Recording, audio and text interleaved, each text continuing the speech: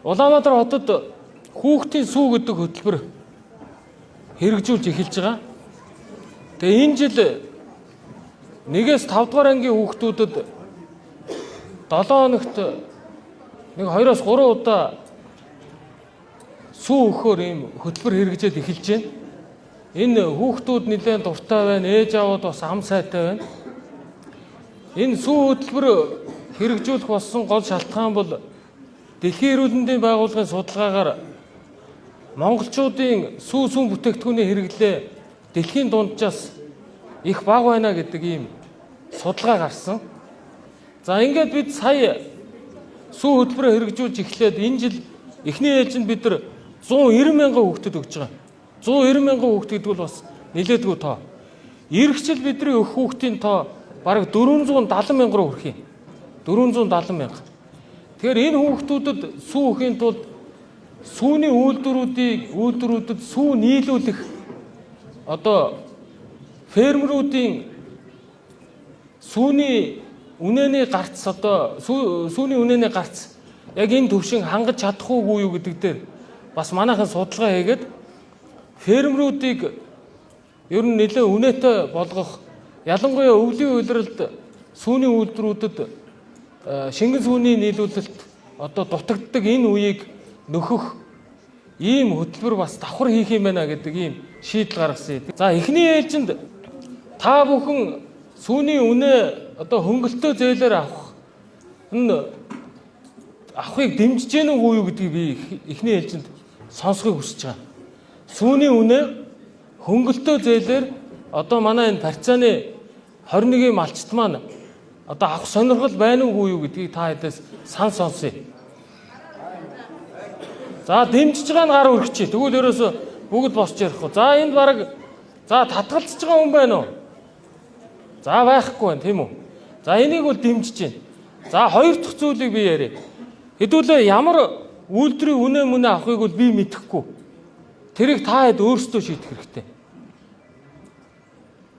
Өөрөөр хэлбэл одоо энэ нутагт хамгийн их дасан зогтсон ямар үйлдвэрийн үнэ авахыг та хэд өөрсдөө сүү нийлүүлэгч компаниудтайгаа ярьж гоод авах нь зүйтэй. За бид нар зээлийг бол сүү нийлүүлэгчд өгье.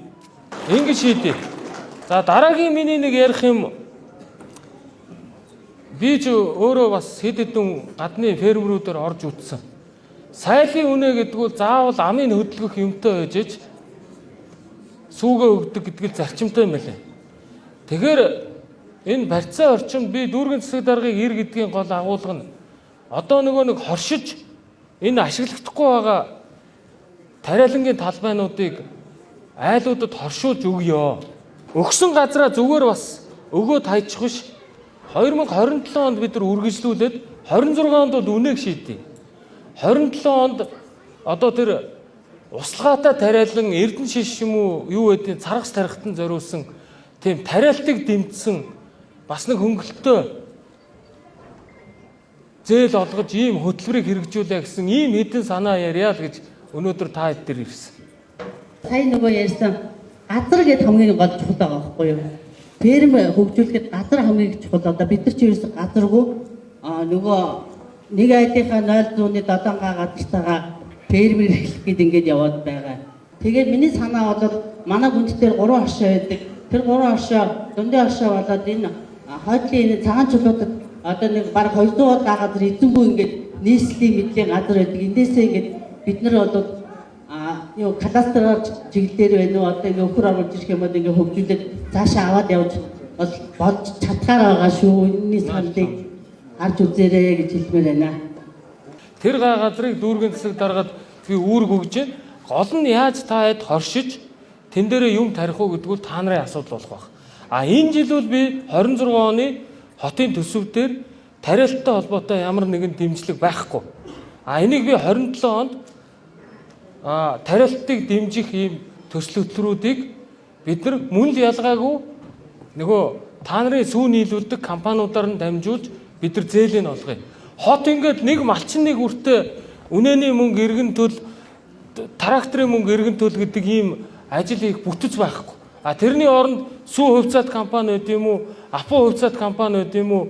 Витафит нь байд юм уу? Одоо Тесон байд юм уу? Тэр хүмүүс нь өөрсдийнхөө харьцдаг хүмүүстэй угаасаа урамшуулаар харьцаад явж байгаа. Тэгээд эргэн төлөлт тэр хүмүүстэйгээ харьцаад яваагаа би өнөөдөр Апогийнхантай тэр Тесогийнхан баг би бүгдэндээ нь уулзсан. Нөхдөө дэмжиж байгаа. Гол нь ямар үнэ авах, ямар нь одоо хэврэг биш, ямар нь одоо энэ гарын хай даах маха малчин өөрөө шийдэн шүү гэдэг би нэг л зарчим ярьсан. Одоо бэлчээр гэж нэг хэцүү юм байна. Энэ зурслангийн хашаанд стандарт гэж тогтоож өгөөч болдог болов. Одоо ямар ч нөгөө юу байхгүй, гагнуур авахгүй нэг юм цэгэн гагнуураар ганцсан нэг хашаагийн өхөр ингээд бүр онгойлгоо суртж байгаа байхгүй. Тэгэл ороод хамаг юм нэвчээр тэр улсын уурлах нь бас аргагүй тий. Тэгээ биднээс одоо бэлчих гэхлээр нөгөө гудамнууд нь ямар зохион байгуулалт байхгүй. Одоо манай ухны амнаас мацдын ам хүртэл ерөөсө дунд нь ганцхан орц харж байгаа байхгүй. Та бол одоо ингээ онгойлгоно хүүхэд ядчил хүүхэдтэй үнчсэн хүүхдэд ирээд мод руу орж гарах ерөөсө манай энэ байх. Мал ороод ингээд нэг мухар гудамд орчихно. Өдөржингөө хоосон байж байгаа л оройхон тийш өлсөд ирэхээр айл хашаад дайраад орчихно. Нөгөө хүмүүс нь үхрээ оруулчлаа гэж яриад. Үхрээ оруулж байгаа юм биш. Үхэр өөрөө ингэж орчоод байна. Тэгэхээр зэрэг биднээс бол хамаагүй хүндтэй байя ингээд үхрээ гаргахгүйгээр өвөл зөнгөө тижээчье гэхэд бол бас боломж байна. Юу нь болохгүй байх гэхээр зэрэг биднээс одоо үхэр малаа нарлуулах газар байхгүй. Ямар ферм дотор нь 365 хоног урьдчилтай нэг. Одоо манайх хэд арай том газартай нэг 2800 м квадрат газар байхад тэрэн дээр 100 гаруй үхэр байгаа байхгүй юу? 100 гаруй үхрийг ч одоо тэгээд 365 хоног тэнд байх арга байхгүй. За тэгээд засаг даргын санаачилж байгаа хүүхдийн сүү хөтөлбөрөө бол маш нүдэ олсон хэрэгтэй зүйл байна гэж манай холбоо болон манай холбооны фермерүүд манай бол бүгдээ баяртай хүлээж авч байгаа. Бидний хувьд бол маш сайхан мэдээ байгаа. Хүүхдүүдийн хувьд ч гэсэн. За тэгээд 2048 оны 26 онд манай фермерүүдэд өгч ийн гэдэг мэдээ бол бидэрт бол маш сайхан мэдээ байна. Бид нар бол энийг маш их хүлээж ирсэн.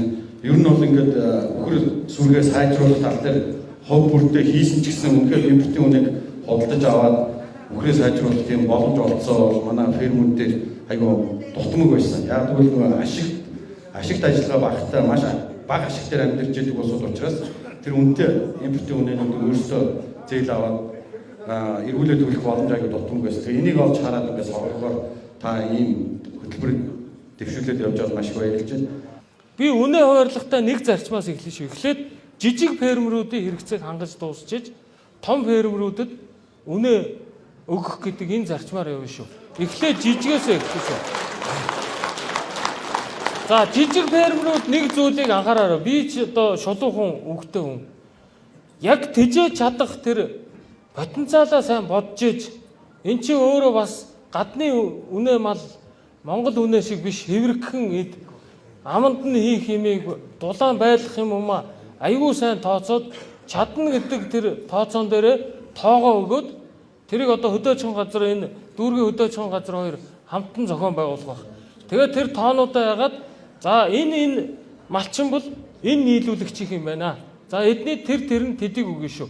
Та мөнгөө буцааж авахаа та хариуцна гэд ингээ явчихаар амархан. Та нар заавал нөгөө нэг зээлийн материал ямар ч юм хөөцөлдөхгүй. Тэгээ тэр нөгөө сүү хувьцаат компанитайгаа апутайгаа Тесотойгоо уулзраа олоод болоо. Ингээ явъя гэсэн ийм зарчим байна. Нийслэлс төвшүүлж байгаа зорилтын хүрээнд одоо та хэд маань үлгэр жишээ ферм байгуулад бүхнийг нөгөө өөрийнхөө одоо гараанаас гаргаж эхлүүлсэн өөрөө гэсэн сайхан фермертэй болоо. Тэгээ энэ жил улсын авраг фермер болсон явдалд бол одоо бид хүн баяртай байна. Тэгээд Улаанбаатар холт хүүхдүүдийн эрүүл мэндийн төлөө сүү хөтөлбөр хэрэгжүүлж байгаа тэр хөтөлбөрийн хүрээнд одоо яг энэ фермерүүдээ бүгдийг бодтойгоор дэмжиж. Бид өнөөдөр сая айгүй тодорхой хэллээ. Зөвхөн энэ жилүүд бид нар үнэний тооцоогоо нэмэгдүүлэх тал дээр дэмжлэг үзүүлээ. Дараа жил сая би дүүргийн засаг дарга Баттүрт маш тодорхой үүрэг өглөө шүү дээ. Газраа шийдвэрлэх хот орчимдоо услгаатай тэр эрдэнэ шин тариалан хийх тал дээр хэдүүлээ бас. Тэрний дараа жил ингээд төлөвлөгөө гаргаж ажиллая. Тэгээ дүүргийн засаг дарга одоо 4 сарын 1 өнгөрөөгд би ирэх гэж байгаа шүү дээ. Ирэхээс өмнө та энэ хавийн бүх фермерүүдээр тойрч энэ хүмүүсийг зовлон жаргалыг сонссон байх хэрэгтэй. Энэ хүмүүс маань чинээ сайн бизнесэнд тэлнэ. Тэр чинээгээр дүүрэг нийслэлийн одоо тэр татвар бааз сур нэмэгдэнэ. Аль талдаа л одоо дэмтэй тустай энэ ажлыг хэдүүлээ ажил хэрэг болгоё гэж би уриаллаа шүү. За тэгээд дүү дахин баяр. За баярлалаа. Төвчс ажлын амжилт хүсье. За баярлалаа.